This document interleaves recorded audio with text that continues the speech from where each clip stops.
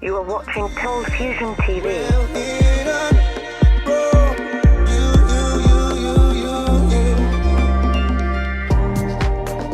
Hi, welcome to another ColdFusion video. Toyota, one of the world's most recognizable brands. They're known to be affordable and reliable. In fact, I had a friend that didn't put any engine oil in his old Corolla for years. He just said he forgot, and the car still ran fine. And then there was that time that the original Top Gear crew tried to destroy a Toyota Hilux. They ran it into a tree, drowned it, dropped a caravan on it, hit it with a wrecking ball, burnt it, lifted it onto the top of a building which then got demolished, and it was still running after all of this.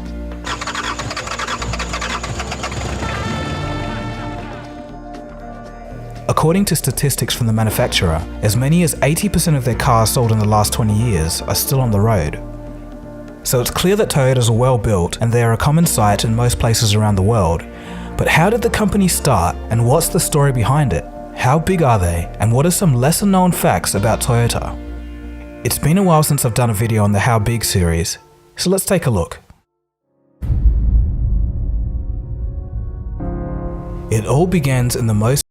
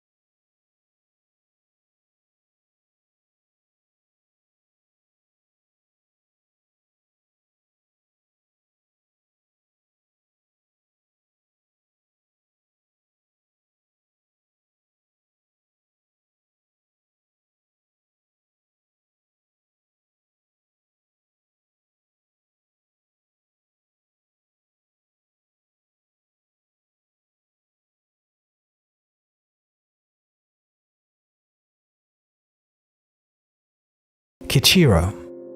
Although the new company was named Toyota Spinning and Weaving, Sakichi still had his mind on the automobile. In 1929, he sold the rights to his powered weaving machine for 1 million yen and gave the money to his son only on the one condition that he would use the money to create Japan's own automobile.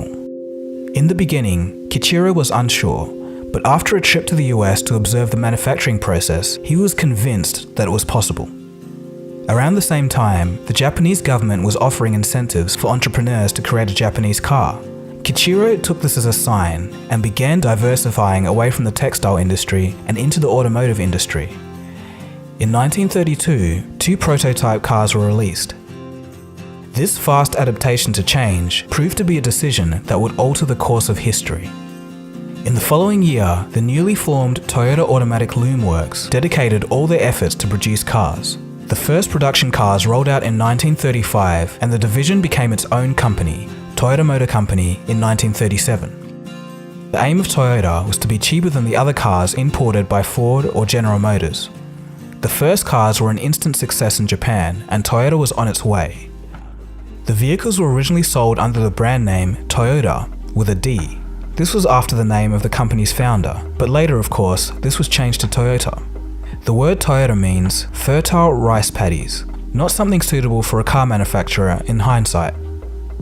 Continuing with the momentum, in the late 1930s, Kichiro set up a research lab. His reasoning was very insightful. He stated, quote, "I want to gradually get rid of this attitude of taking the easiest path by taking someone else's hard work. We have relied on the West until now. If we want to truly make Japan's industry independent, we have to cultivate that drive." End quote.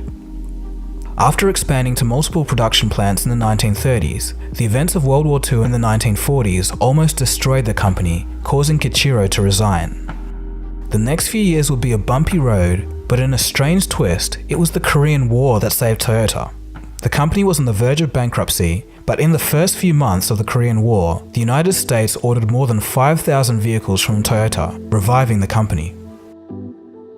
In the 1950s, some managers noticed that American workers were 9 times more productive as the Japanese.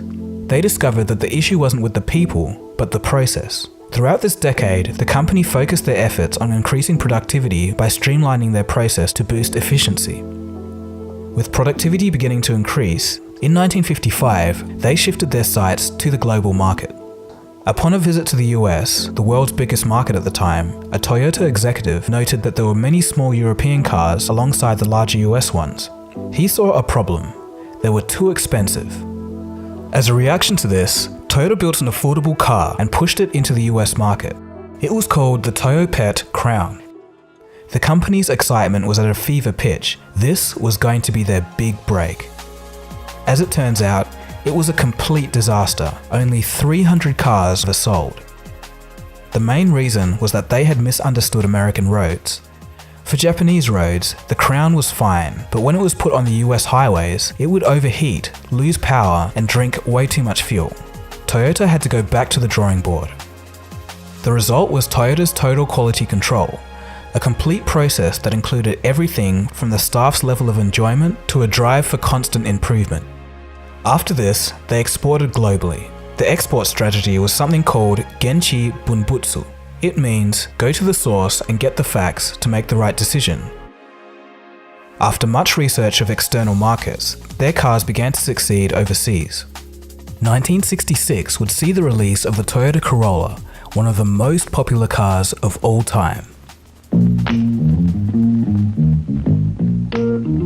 Hey, what's a Corolla? A new car! A new low-priced economy car. From Toyota!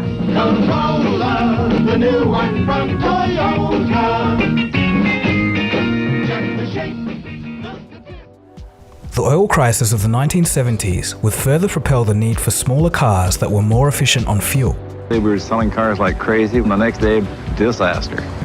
The oil embargo came along, and couldn't sell big cars at all. As a matter of fact, people that had bought big cars were bringing them back and leaving them on the lot and say, here, I don't want it, I won't be able to buy gas for it. But when the American manufacturers decided to go towards smaller cars, cost-cutting meant that their quality just couldn't match that of Toyota. From this time on, Toyota was unstoppable, with hits like the Camry in 1982 and the acclaimed Supra and MR2, and of course, the Prius. In 1989, the company would move upmarket with their sub-brand Lexus.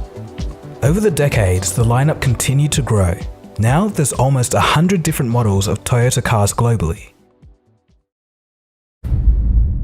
Today, Toyota is one of the most recognizable brands. Their cars are everywhere you look on the road. So how big are they? In 2015, Toyota was the #1 car manufacturer, but since then, they've lost the top spot to VW. Toyota's production topped out at 10.2 million cars last year, slightly less than VW's 10.3 million. Coming in at third was General Motors with 9.8 million cars produced. So a three-way battle between Germany, Japan, and the United States. How about that? Last year, Toyota made $248 billion in revenue and $20.3 billion in profit.